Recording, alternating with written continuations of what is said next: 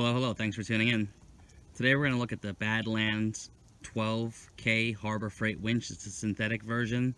It's got the wireless remote and everything. If you want to see the video on the bumpers, click the link above. This is not going to be an install video. It's because every truck's going to be different. Every bumper's going to be different. I'm just going to go through how I did it and how it looks.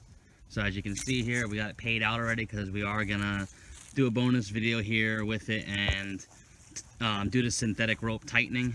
As you see, you get quite a good bit distance. I think it's 70 or 80 feet. And then it fits very well in these VJ bumpers. Cool thing that I noticed about this is on the inside, the last line is red. So you know when you're running out of rope and when you should not be paying any more out, which I thought was really good. The fair lead is very nice. It's not milled, it's cast. Comes with very decent stainless steel hardware. Everything you need to hook it up. There are some accessories, so I'll grab those and we'll take a look at them that it came with. Alright, I just wanted to add this quick video in. As you can see, there's a space cut out of the bumper. You have easy access to the handle down here for the engage and disengage.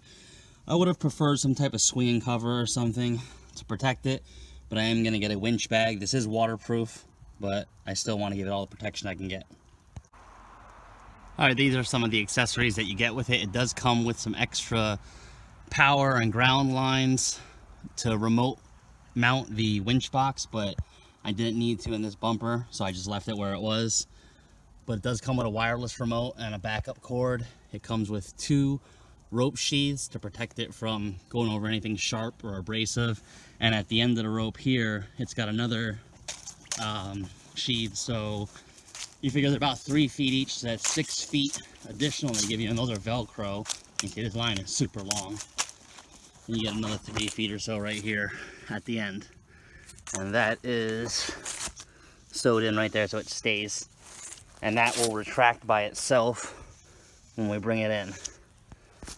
And then I got a tree saver on there, but as you can see, the line is fairly long. More than enough to get you out. So we'll go ahead and open up the hood and show everything in there. Alright, if you can see down there, the power and ground cables just come up. And the power cable does have protective sheathing on it. I had them run up and come. The power wire, I go straight underneath the intake box, and the ground wire I split off over here. And I have the power wire right there going to the switch, just mounted up on the firewall there. And as you can see, it's zip tied down away from everything hot. And underneath here, it connects to the battery. So they include everything that you need to mount this thing. I wasn't lacking for anything. So disconnect switch, we'll turn that on. And we'll go ahead and turn on the wireless remote here. Press and hold that button. So the wireless remote is on. Now let me go ahead and put this thing in neutral and slightly put the parking brake on. Alright, we got everything powered up, and the object here is to keep tension on the line as you're spooling it in so the line don't overlap on itself. And this is really going to show the free spool, because the truck weighs, you know, 7,000, 8,000 pounds, however much it weighs. It's a dually 3500 Cummins.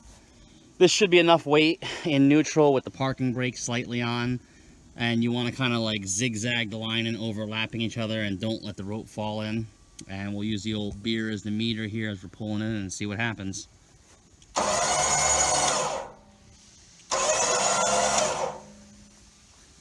Alright, go down and make sure that this thing here is spooling in correctly. And we'll keep on spooling and see what happens.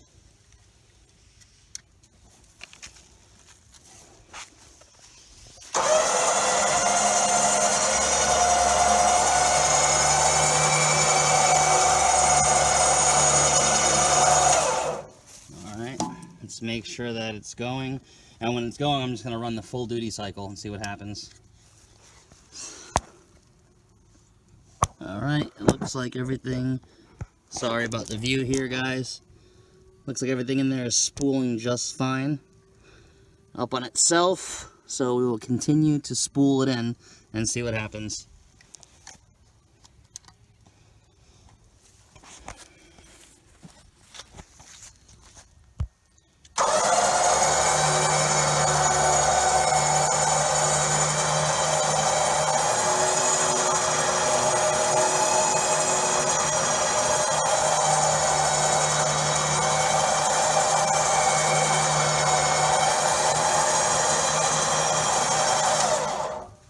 We're going to double check it. I'm actually going to start the truck so I don't run my batteries down. I didn't think about that, but it is doing well just off the dual batteries, as you can see.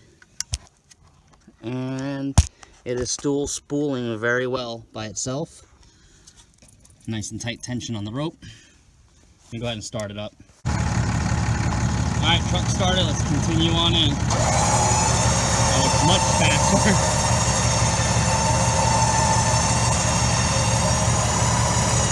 Hopefully when it gets to the other side, it bounces off and starts spooling the other way.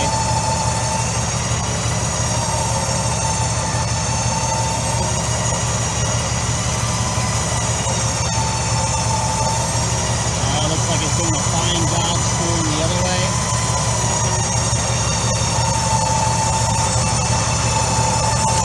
Let's check it real quick. And we'll see if any of the wires or anything got hot. And it's spooling perfect again. Everything looks good in there. We'll check the wires, see how they feel.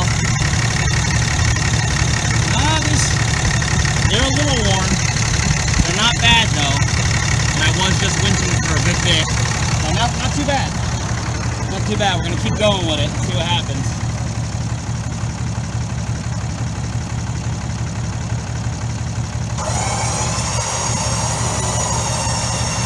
Gear's still holding smooth up there.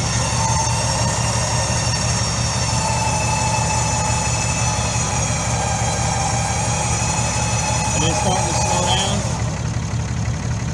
but it's still going good.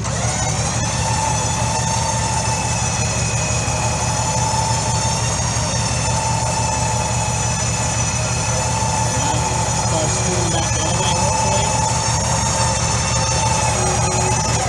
It's going to, so I might have to start this one by myself here. Let's take a look.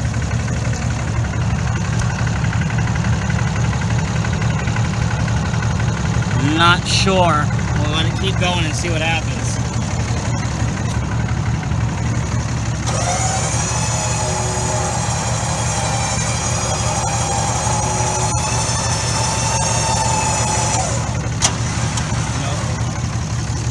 So we're going to pay it back out and fix it.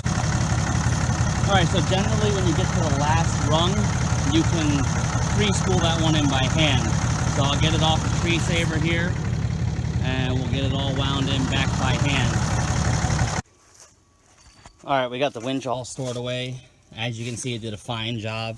Now, this wasn't nothing getting stuck off-road, but this was pulling a truck that's generally 2 times heavier than the normal trucks that you're going to put it on, like the 1500s. So it came with everything, fit perfectly, fit in this aftermarket bumper perfectly, has disconnect switch, doesn't get too warm, even with running the duty cycle like I did, even though it was a light load. Decent spooling. This is compared to the Warren winch. So yeah, I think they sell for $629 maybe. I got this on sale for $519. You will not be able to find a winch in this range for that price. So if you shop at Harbor Freight, get the Inside Club Track membership. That's how I saved. I mean, $519 for a 12K winch with synthetic line. Look at the fair lead. It's nice brushed aluminum here, polished. It's got a huge hook here. I mean, excellent hook. And it sits flat. So no more hanging your rope out or anything to get damaged. So yeah, if you're in the market for a winch, this is definitely an option. I haven't owned any other winches but Harbor Freight winches. I've got the 9K steel one on my car trailer, which is over here. And I'll show this one. This one's doing just fine. Sits out in the elements all day. The Badlands 9000 if you guys want to video on it, drop a comment below and I will. This has had no issues pulling cars up on my car hauler all day, every day. So yeah, Harbor Freight winches have never steered me wrong, never done me wrong. I am not a heavy user of them, off-roading all the time, so I can't attest to that, but they have worked when I needed them. Hope this helps. Thanks for watching. Please subscribe.